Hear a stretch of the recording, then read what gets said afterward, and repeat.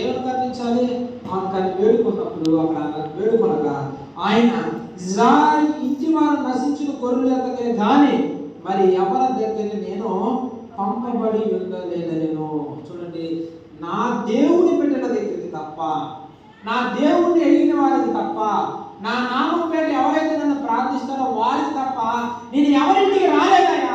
నేను ఆ ఇంటికి రాలేదు. ఆమె నాకు అనవసరం, ఆమె నాకు సంబంధించిన వ్యక్తి కాదు, ఆమెతో నేను మాట్లాడను, ఆమెతో మాట్లాడడం కూడా మాట్లాడాల. దేవుడు జాగ్రత్తనండి, ఆమె వచ్చి ప్రభువా నన్ను క్షమించు, నా బిడ్డను క్షమించు, నా తప్పుని క్షమించు, నన్ను ఖండించు, నేను ఒక పాపిని అయితే నన్ను క్షమించు, నా భర్త పాపి అయితే నన్ను క్షమించు. దేవుడి స్తోత్రం చేద్దాం. క్షమించు, నా బిడ్డను మటుకు కాపాడని చెప్తుంటే దేవుడు మాట ఏం చేశాడు సార్? సైలెంట్గా వెళ్ళిపోయారు. జాగ్రత్త జాగ్రత్త వాక్యాలు అందరూ. దేవుడు ఏం చేశాడు? ఇవేం మాట్లాడింది? నన్ను కర్ణించు, నన్ను కర్ణించు, నా బిడ్డను కాదు, నన్ను కర్ణించి నన్ను క్షమించి నా మీద ప్రేమ చూపించి నా పాపాలను క్షమించి, నా పాపాలు ఏమైనా ఉంటే ఒకవేళ నా బిడ్డ మీద వేయకుండా అవన్నీ తీసివేసి నన్ను కర్ణించు ప్రభు అని ప్రార్థన చేసింది. ఈమె ప్రార్థన చేస్తే సైలెంట్గా వెళ్ళిపోయారు.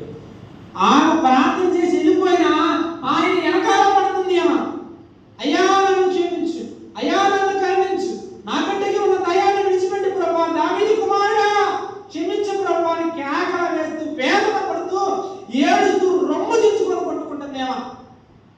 నన్ను బాగా కాపాడు తండ్రి, నన్ను కాపాడు తండ్రి, రొమ్ము కొట్టుకొని ఏడుస్తున్నా దేవుడు పట్టించుకోలేదు. ఇంకేం మాట్లాడుతుంది సార్?